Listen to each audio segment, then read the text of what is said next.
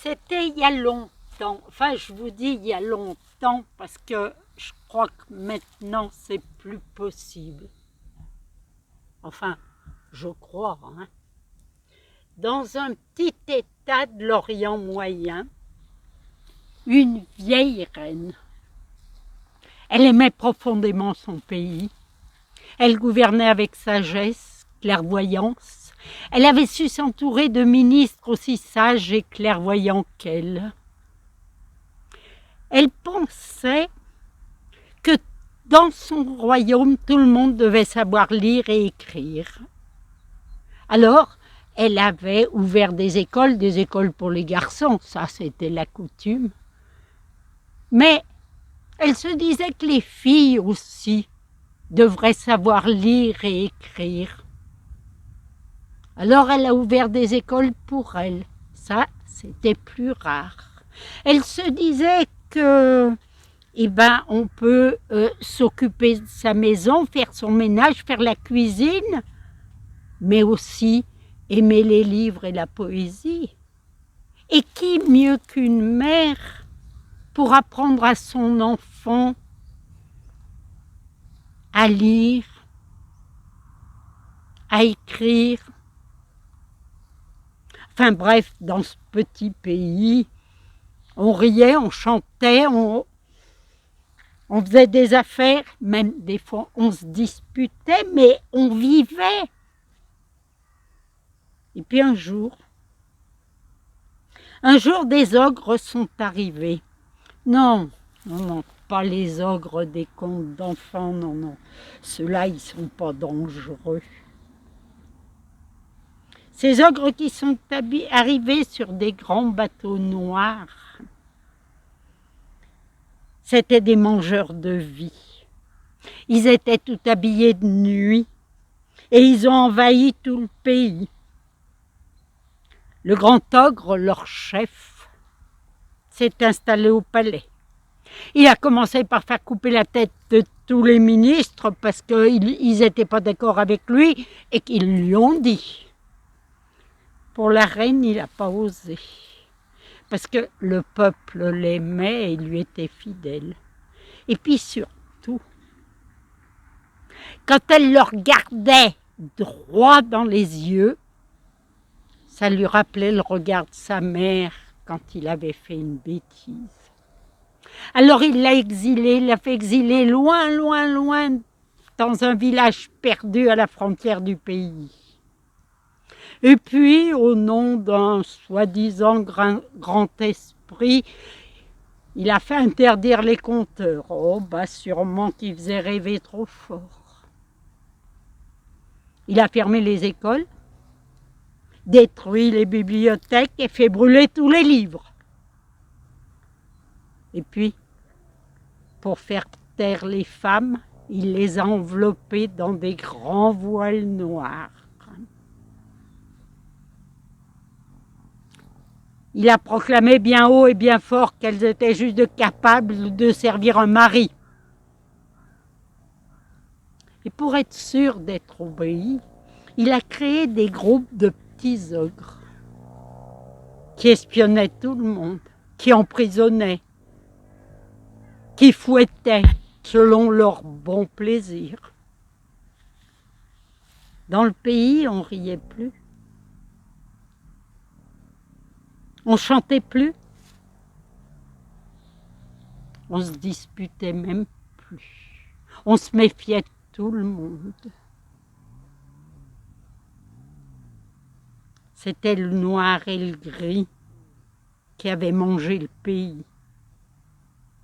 Et puis un jour, il y a un cavalier qui est arrivé et qui a dit au grand ogre que là-bas, tout au fond, dans un village perdu près de la frontière, il y avait une femme qui instruisait les enfants. Tous les enfants. Le grand ogre a dit que ce n'était pas possible, qu'on ne pouvait pas lui désobéir comme ça, qu'il fallait lui, d'abord, en plus, celle qui désobéissait, c'était une femme. Il fallait qu'il réagisse. Il fallait qu'il fasse quelque chose. Alors il a envoyé sa garde pour ramener la femme. Et le lendemain, toute la ville était réunie sur la grande place. Quand les cavaliers ont amené la femme, on a arraché le voile qui lui couvrait la tête et la foule stupéfaite a reconnu sa reine, sa vieille reine. Le grand ogre s'est approché. Tu as osé me défier. Tu as continué d'instruire les enfants, tous les enfants. Et pour ça, tu vas mourir. Mais puisque tu es si intelligente, je vais te poser une question. Si tu réponds, tu seras la seule à mourir. Si tu échoues, toutes les filles que tu as instruites mourront avec toi. Il s'est approché d'un feu encore rougeoyant des livres qu'on y avait brûlés. Il a saisi une braise et il a plongé dans la fontaine. Et ça a fait un grand... Il s'est approché de la reine et il lui a dit « Est-ce que tu pourrais me dire qui de la braise ou de l'eau a été le plus important dans ce pshhh qu'on a entendu et dans quelle proportion ?» Et elle, là, toute petite en face de cet homme en noir, elle a senti la colère qui l'envahissait, de la colère qui montait de ses orteils jusqu'en haut de sa tête.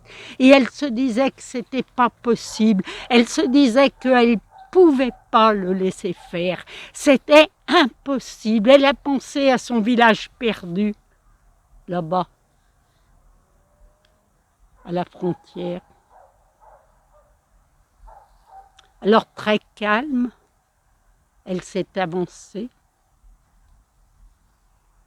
Elle a planté son regard dans le sien. Et puis elle a levé la main, lentement, très lentement, une main longue et fine. Et elle a appliqué une gifle monumentale sur la joue creuse de l'ogre. Toujours très calme, elle lui a dit « Et toi, est-ce que tu peux me dire qui de ma main ou de ta joue a été le plus important dans le clac qui a résonné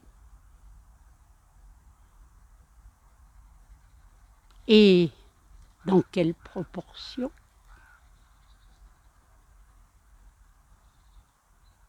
Un silence assourdissant est tombé sur la foule. Même les oiseaux se sont tus. Plus un bruit. Et puis soudain, on a entendu un rire clair et cristallin. Et puis 2 rires. Et puis 5, et puis 10, et puis 50, et puis 100. Et toujours en riant, la foule a fait un pas en avant. Les petits ogres, eh ben, ils ont eu pris peur. Alors très vite, ils ont rejoint leur grand bateau. Le grand ogre, vous pensez bien qu'il n'allait pas affronter tout seul cette foule en marche. Alors il est parti très vite rejoindre ses compères.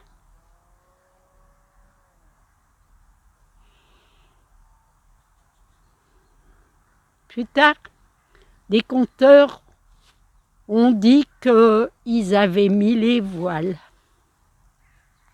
Les femmes Elles ont enlevé les leurs. La reine a réintégré son palais. Et puis on a recommencé à rire, à chanter. Et puis à se disputer même un peu.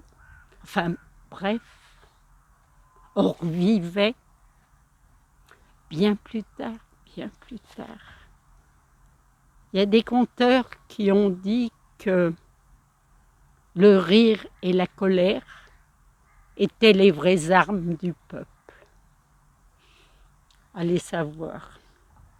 Peut-être c'est vrai.